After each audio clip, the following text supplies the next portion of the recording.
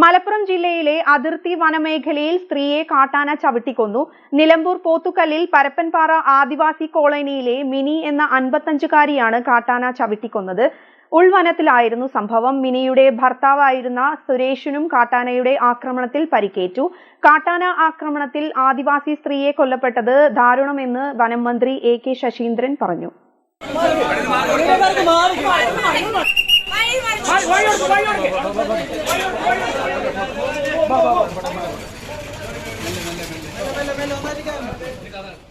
മലപ്പുറം, വയനാട് ജില്ലകളുടെ അതിർത്തി പ്രദേശത്തെ വനത്തിലാണ് കാട്ടാന ആക്രമണം ഉണ്ടായത്. കാട്ടിനുള്ളിൽ തേൻ ശേഖരിക്കാൻ പോയതായിരുന്നു ദമ്പതികൾ. ഇതോടെ കാട്ടാനയ്ക്ക് മുന്നിൽ അകപ്പെടുകയായിരുന്നു. സംഭവം അറിഞ്ഞ് മേപ്പാടിയിൽ നിന്നും നിലമ്പൂരിൽ നിന്നും വാഹന വകുപ്പ് ഉദ്യോഗസ്ഥർ സ്ഥലത്തെത്തി. വനത്തിലൂടെ 5 കിലോമീറ്റർ നടന്നാണ് ഇവർ സംഭവ സ്ഥലത്തെത്തിയത്. മിനിയും ഭർത്താവും സ്ഥിരമായി കാട്ടിൽ തേനെടുക്കാൻ പോകുന്നവരാണെന്ന് ഉദ്യോഗസ്ഥർ അറിയിച്ചു. നേരത്തെ ഇവരെ കോളനിയിൽ നിന്നും മാറ്റി താമസിപ്പിക്കാൻ ശ്രമിച്ചിരുന്നു. എന്നാൽ ചില കുടുംബങ്ങൾ മാറി താമസിച്ചു. സുരേഷിന്റെ കുടുംബം അടക്കമുള്ളവർ കോളനിയിൽ തുടരുകയായിരുന്നു. ആനയുടെ ആക്രമണത്തിൽ മിനിയുടെ ഭർത്താവ് സുരേഷിന് ഗുരുതര പരിക്കേറ്റിട്ടുണ്ട്.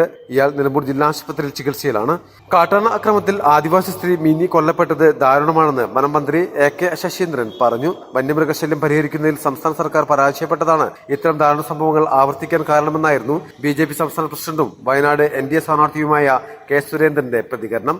നമ്മൾ പ്രതീക്ഷിക്കാത്ത പല പ്രളയങ്ങളും നമുക്ക് അനുകൂലമായ രാഷ്ട്രീയ സാഹചര്യം അപ്പോൾ അതൊക്കെ കടന്നു വരുമ്പോൾ എന്ത് സംഭവിക്കുന്ന ഒരു പ്രെഡിക്റ്റ് ചെയ്യാൻ സാധിക്കാത്തൊരു സ്ഥിതിയിലാണ് നമ്മൾ. ഇന്ത്യ മുന്നണി ഇന്നലെ വരെ അവഗണിക്കപ്പെട്ട പ്രദേശത്തൊക്കെ ഇന്ത്യ മുന്നണി ഇപ്പം ശക്തമാണ് എന്നൊരു ഫീലിംഗ് ജനങ്ങളിടയിൽ ഉണ്ടാക്കിയിട്ടുണ്ട്. അതിൻ്റെ റിസൾട്ട് നമുക്ക് അനുകൂലമായി വരുമ്പോൾ ഇലക്ഷൻ റിസൾട്ട് മൊത്തം മാറും. മലബാർ ടൈംസ്, നിലമ്പൂർ.